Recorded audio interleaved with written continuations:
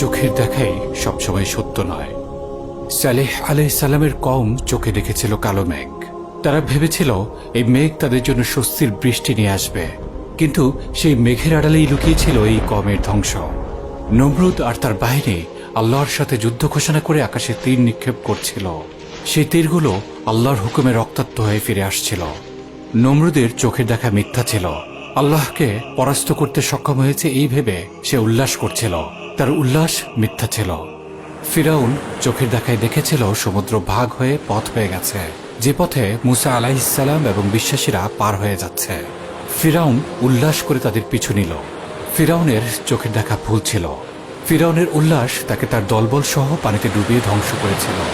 ইহুদিরা চোখে দেখেছে তারা ঈসা আলাইহিস সালামকে হত্যা করেছে। তারা উৎফুল্ল হয়েছিল, কিন্তু তাদের চোখের দেখা ভুল ছিল, আর তাদের উৎফুল্লতা তাদের জন্য অভিশাপে পরিণত হয়েছিল। আব্রাহা চোখে দেখেছিল আল্লাহর ঘর কাবা আর তার বিশাল বাহিনীর সামনে বাধা দেওয়ার মতো কেউই নেই। সে উল্লাস করে এগিয়ে গিয়েছিল আল্লাহর ঘর ধ্বংস করতে। তার চোখের দেখা ভুল ছিল।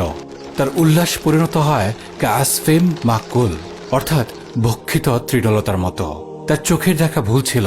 তার উল্লাস তার কোনো উপকারেই আসেনি।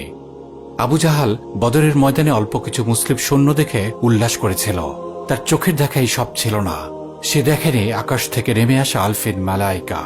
তার চোখের দেখা ভুল ছিল, আর তার উল্লাস তাকে অন্ধকূপে নিক্ষিপ্ত করেছিল।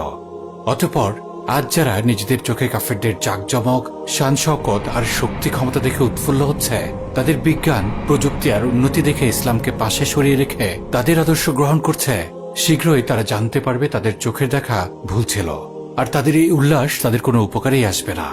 তারা কি জানে না যে ফাইন্নাল্লাহা আদুউল লিল কাফিরিন, নিশ্চয়ই আল্লাহ কাফিরদের শত্রু।